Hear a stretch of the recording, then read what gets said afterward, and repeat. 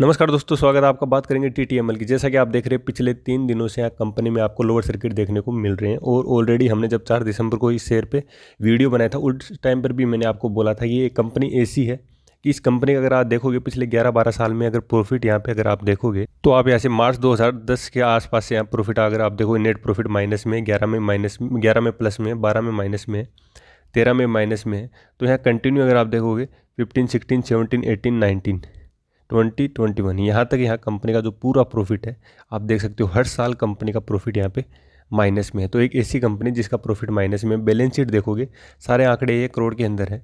Reserve company का minus में हर साल बढ़ रहा है और बोरोइंग है वो कंपनी के ऊपर 19,700 की है। तो उस टाइम में मैंने बोला था कि ये एक ऐसी कंपनी है जिसके साथ ना तो प्रॉफिट है, ना इसके पास रिजर्व है, अच्छी खासी बोरोइंग है।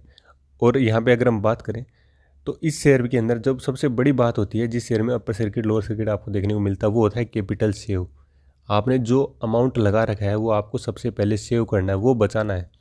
तो उसको बचाने का सिंपल सा तरीका, यदि आप प्रॉफिट में हो तो आपको time to time profit book करना है अपर सर्किट के अंदर। और जैसे आपका जितना भी आपने यहाँ इन्वेस्ट कर रखा है वो अगर बुक होता है तो उसके बाद सिर्फ आपके पास प्रॉफिट बचता है। उसके लिए आप यहाँ पे रिस्क ले सकते हो क्योंकि आपने अपना जो जितना भी यहाँ कैपिटल है वो सेव कर लिया है। तो प्रॉफिट बुकिंग करना काफ़ी ज़रूरी है क्योंकि अगर आप देखोगे नॉर्मली ऐसे स्टॉक में अपर सर्किट लोअर सर्किट आपको देखने को मिलते ही रहते हैं।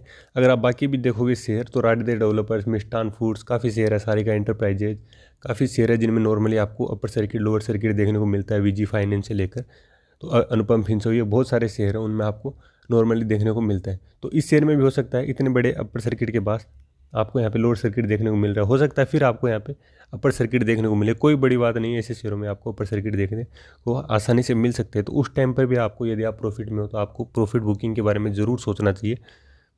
क्योंकि दोस्तों मैं एक बार फिर आपको बोलना चाहता हूँ कि कंपनी के पास प्रॉफिट नहीं है।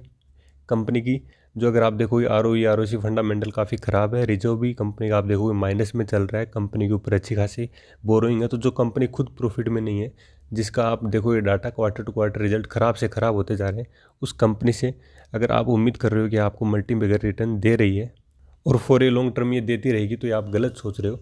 आपको फॉर शॉर्ट टर्म में अच्छा खासा प्रॉफिट मिल रहा है तो आपको फॉर शॉर्ट टर्म इसको बुक करने के बारे में भी सोचना चाहिए।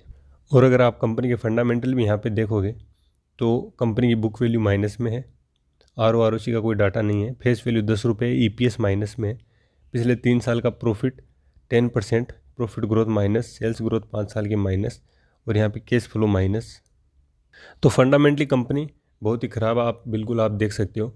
तो नॉर्मली मैं लास्टली यही कहना चाहूँगा कि ऐसे स्टॉक में आपको अभी लोअर सर्किट देखने को मिल रहे हैं, आने वाले टाइम में फिर से आपको अपर सर्किट देखने को मिल सकता है, कोई बड़ी बात नहीं है।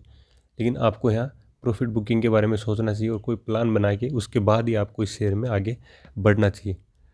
थैंक यू दोस्तों, कीप सपोर्टिंग।